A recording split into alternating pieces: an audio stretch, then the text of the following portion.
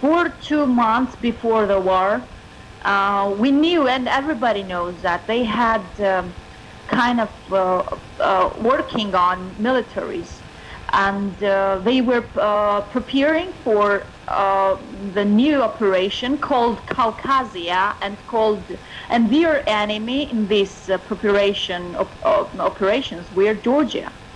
So, and this was going on in North Ossetia, and as I said, it was called Georgia. The enemy was Georgia in these preparations.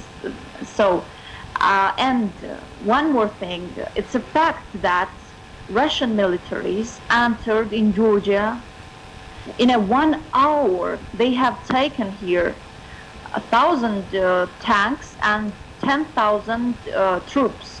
Right. So tell me, if they were not prepared before, how can they enter so many troops in 1 hour? No, you are right, but I think that Saakashvili have underestimated this danger, or not? About Saakashvili. Okay. Georgia is in the right part. Okay, I tell you about Saakashvili. But Saakashvili has made a mistake, I think. Okay, wait a minute. I tell you, it's not Saakashvili's fault. All Georgian people wanted to fight against Russians, because I understand. No, wait. In 90s, when that places were taken by Russians, as you know, it was kind of breakup of Soviet Union, and they were very weak at that place at that moment, but they had the kind of power to take these places and make Georgians to have a bad relationship with Abkhazians and Ossetians. But these people were settled, as I said, in the 20th century, and they were very mixed with Georgians. But Russians provoked them in 90s, and they began the war against Georgia because our first president was killed by Russians. As you know, our first president had the direction to the west.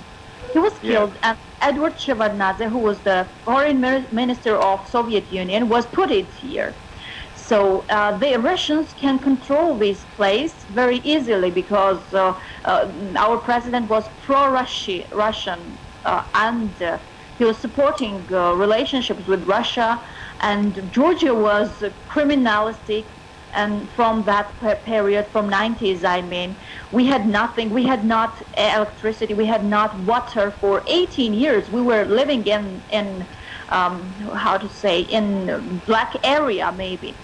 But after 2004, when we've got new president, as you know, he had got the education in West, and he said directly that his direction was to go to NATO and the European Union, and with all the relationships were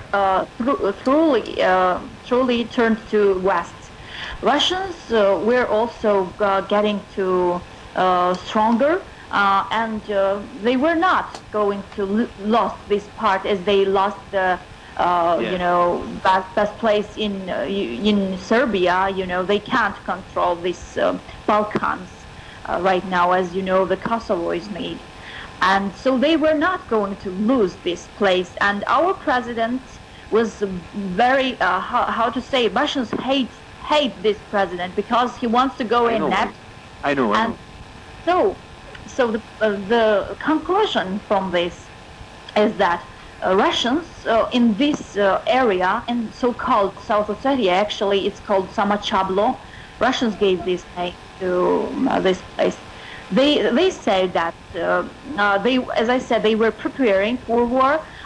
They evacuated people from these places, and only militaries were left.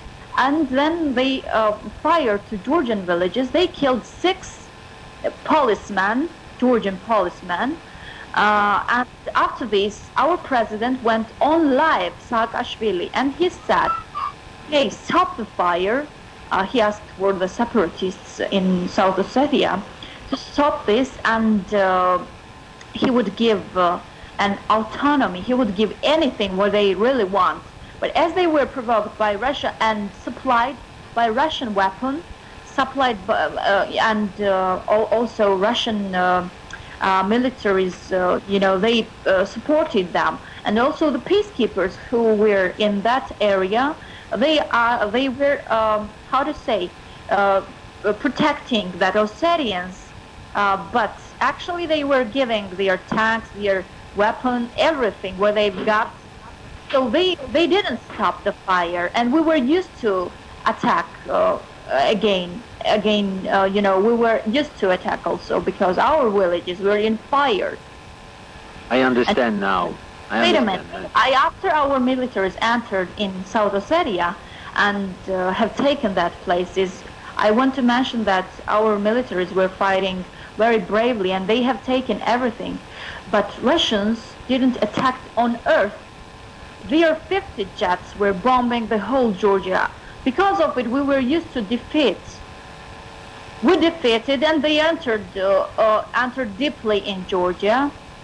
And right now they are doing the disgusting things. So when we're talking about Saakashvili, who was used to attack, and it was also Georgian people's will to get them out of Georgia because we're tired. For 2 centuries, we're living like in slave or not. We have our dignity, and we have great culture. We are the oldest nation maybe on the earth who had never lost its culture and identity.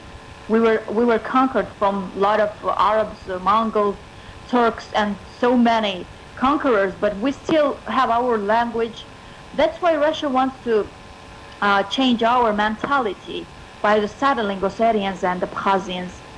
It was made because of changing our mentality to be more easy to control these people, because these people all the time were doing conspiracies, the kind of reactions against Russia all the time.